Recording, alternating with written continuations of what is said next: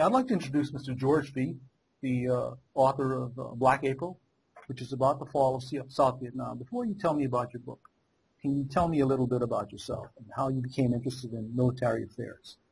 Sure. I was an officer in the Army for 7 years, and I'd always been interested in military history. And when as I was doing research in the PWMIA issue, I discovered a lot of information of Vietnam, and it helped me to write 3 books. What are these 3 books? So the first one is called Codename Bright Light. It's a history of the government's POW-MIA rescue efforts during the Vietnam War. The second one is called Leave No Man Behind. It is the memoirs of a man named Bill Bell, who was the government's top POW-MIA field investigator after the war.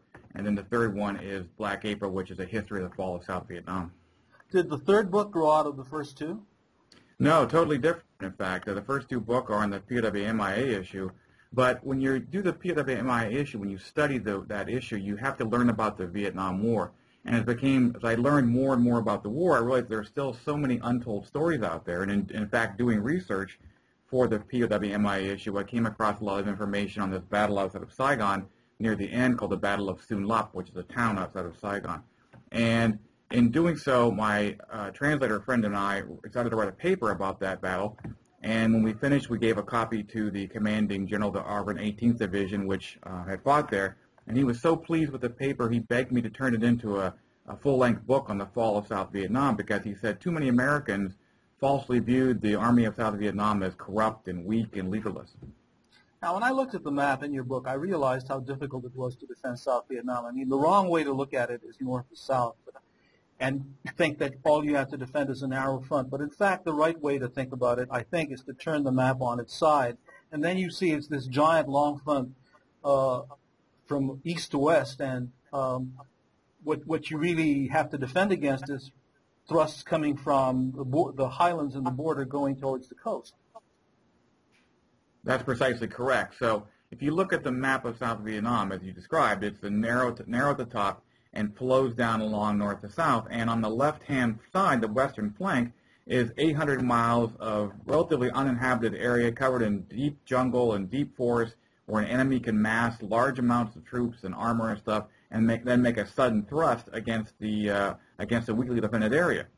The defenders, the South Vietnamese, or the Americans at a certain point in time, then have to have very good intelligence to defeat the threat. They have to have very good intelligence as to where it's coming. They have the firepower to defeat it. Then they have to have the reserves to counterattack and reclaim the territory. And that's precisely what the South Vietnamese did not have in 1975. They didn't have good intelligence. They didn't have the firepower to stop the first thrust, and they had no reserves to then counterattack.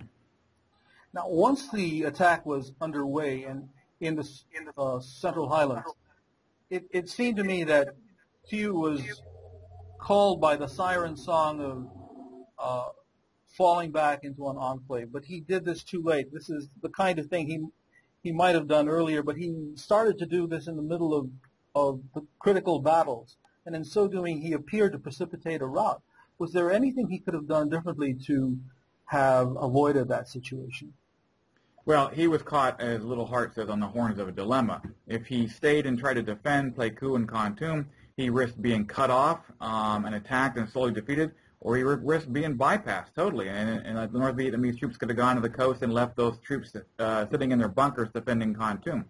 Or if he tried to stay and defend, he could have, or he tried to retreat instead, he risked being overwhelmed, and that's exactly what happened. So he chose the risk of withdrawal, and unfortunately, the way he gave his orders and the way they were interpreted by the commanding general, it led to a rout.